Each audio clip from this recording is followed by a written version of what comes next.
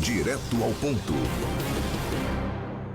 E está conosco o Dr. Sérgio Diefenbach, promotor de justiça, que está muito envolvido com todas as demandas desde setembro do ano passado, maio desse ano. Questão de retomada, questão de casas, de acessos, de atenção por parte das administrações municipais, do governo estadual, governo federal, enfim. E a gente, doutor Sérgio, hoje está completando um ano da tragédia, né? Hoje e amanhã, porque a enchente foi em 4 e 5 de setembro, o pico dela foi em 5 de setembro, chegando a mais de 29 metros em 2023. O que a gente pode falar daquilo que progredimos e daquilo que não progredimos? Eu acho que regredimos, não, né? Talvez a gente teve pequenos avanços ou não tivemos avanços. O que dá para falar sobre isso? Porque me parece que estamos muito aquém do que deveríamos estar um ano depois, tanto tempo depois da primeira tragédia. Bem-vindo aqui à nossa programação, como sempre, nas quartas-feiras. Bom dia. Bom dia, amigos, ouvintes da Rádio Independente.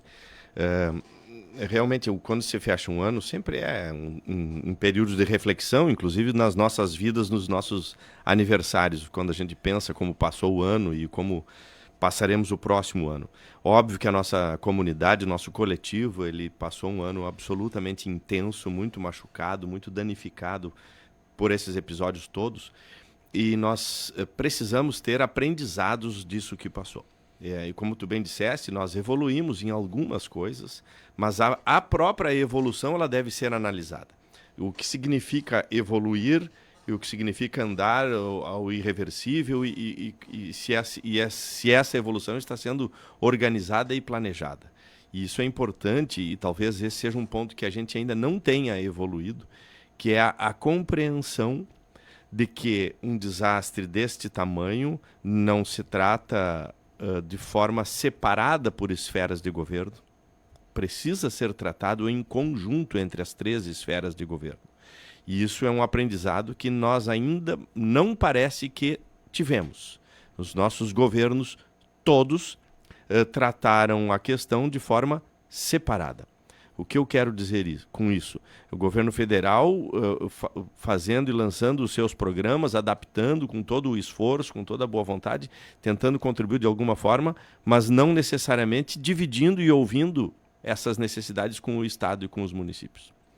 O governo estadual, da mesma forma, lançando seus planos, muitas vezes sem ouvir e sem ter a participação na concepção desses planos junto com os municípios. E os municípios individualmente também sem conversarem como coletivo, como é o nosso Vale. Então esse é um ponto, Ricardo, que corremos todos, mas poderíamos ter corrido melhor se corrêssemos juntos, na mesma direção. Um exemplo disso, apenas um exemplo disso, são esses episódios das casas. Para os quais nós, no Brasil, não estávamos preparados a fazer projetos, e ainda não estamos, a projetos habitacionais, de forma que, e eu devo abrir um parênteses, é um equívoco que os governos fazem, e às vezes até as perguntas feitas nas entrevistas, termina, de certa forma, jogando responsabilidade de um sobre o outro, quando nós, estando por dentro desses processos, podemos verificar que a responsabilidade é de todos ali. Então, o fato de o governo federal, por exemplo, disponibilizar recursos para a construção de casas, não significa que estas casas serão construídas se os municípios não providenciarem terrenos adequados para que esses projetos aconteçam. Então, vejam bem, são 2 governos que precisam atuar juntos.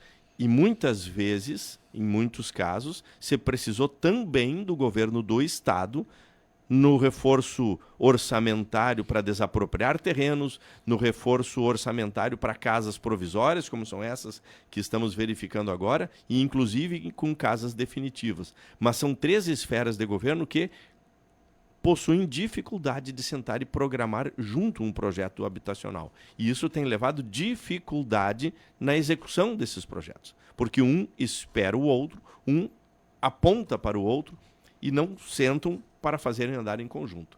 Nós, do Ministério Público, estamos tentando fazer esses espaços com audiências, com reuniões, com atas, com buscas, com indagações, com perguntas, com oficiamentos, com requisições, para tentar identificar os pontos de estrangulamento, de modo que essas coisas aconteçam. Mas, bem, quais são os avanços que tivemos nesse aspecto? Também tivemos avanços nas 3 esferas de governo. O governo federal, por exemplo, ele fez muitas flexibilizações e mudanças e adaptações em programas antigos, de modo que eles pudessem se adaptar à realidade e à urgência da tragédia e do desastre recém-feito. Então, a cada vez que se adapta e se corrige um programa federal, isto é uma evolução porque facilita um pouco o processo de construção de residências. O governo do estado, por sua vez, também avançou muito, criou plano para cá, regrediu num plano, avançou no outro plano. A Secretaria Estadual de Habitação adquiriu um porte que antes não tinha, obteve recursos, estão fazendo alguns termos de referências para novas contratações.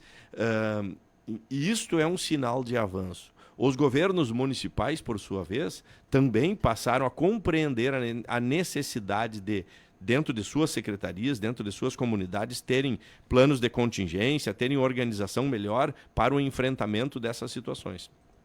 Então, seria muito soberbo da minha parte querer fazer aqui apreciação dizendo que evoluímos ou que involuímos. Nós tivemos passos adiante, passos lentos, passos para o lado, passos para trás.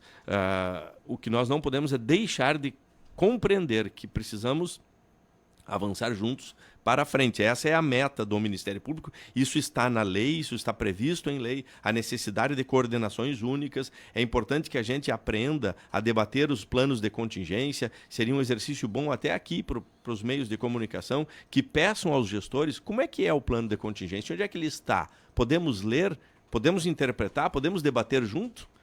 Vocês vão ver que vão ter dificuldade para ter acesso a esses documentos. E seria um grande exercício de que a imprensa fizesse a conexão entre a comunidade, os governos e os planos de contingência. Porque um plano de contingência ele só tem significado se ele for compreendido por todos os setores da sociedade. Para que todos saibam qual é a cadeia de comando, qual é a cadeia de ação, qual é o direcionamento que cada um toma, e se acontecer A, qual é o resultado, o que faremos na hipótese X, onde estão os barcos, quem é o responsável pelo aviso, para onde se dirigem os voluntários, uma série de perguntas que o plano de contingência deve responder e ele deve sair de uma gaveta. E esse exercício, ele é cultural, nós não temos esse hábito, nós temos que ainda, me perdoe eu me estender nesse aspecto, compreender que o enfrentamento a desastres, e nós não vamos abrir mão de repetir quantas vezes forem necessários, ele se dá em 4 fases. 4 fases, 2 anteriores e 2 posteriores ao desastre. E a terceira é concomitante ao desastre, mas a primeira é a prevenção. E nós não costumamos trabalhar com prevenção. A segunda é a preparação ou também mitigação, ou seja, como é que nós nos organizamos para o próximo desastre. A terceira fase é a fase do enfrentamento, que é aquela fase quente, a fase aguda, a fase em que todos trabalham. E a quarta fase é a da reconstrução. Em que fase dessas estamos melhores? Eu te diria que a fase do enfrentamento foi interessante. Por que a fase do enfrentamento foi interessante? Porque a fase é que tem adrenalina, que tem clamor de todo mundo. Então é o helicóptero privado, é o construtor do Paraná, é o voluntário de outra região que vem para todo mundo ajudar, porque é o enfrentamento. O enfrentamento envolve resgate, acolhimento, reconstrução rápida das vias, dos contatos, da energia. Nessa hora as empresas se ajudam, os orçamentos se abrem. Então essa etapa do enfrentamento, ela costuma ser mais imediata. E nas outras 3? E isso nos ilude, porque parece que tudo tem que ser imediato. As outras 3 fases, elas têm natureza distinta, porque elas não são de ordem imediata e elas não são do mesmo sistema de comando e controle. Elas são de sistema de discussão e colaboração.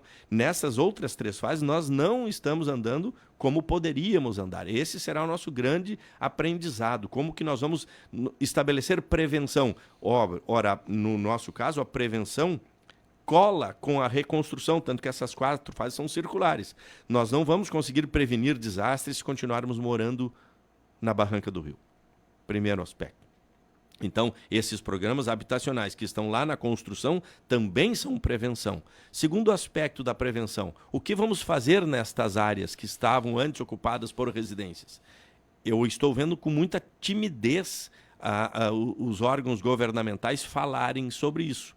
E em muitos lugares do Brasil, as pessoas foram afastadas dos lugares, mas não houve uma ocupação ativa e adequada do espaço e houve reocupação do espaço. Isto não é prevenção. A análise do rio, o cuidado do meio ambiente, as margens do nosso rio, a mata ciliar, a limpeza do interior do rio, a proteção desse recurso hídrico, porque no nosso caso do Vale do Taquari, o desastre se dá em razão de duas coisas. Chuva, desnível de água sobre o rio.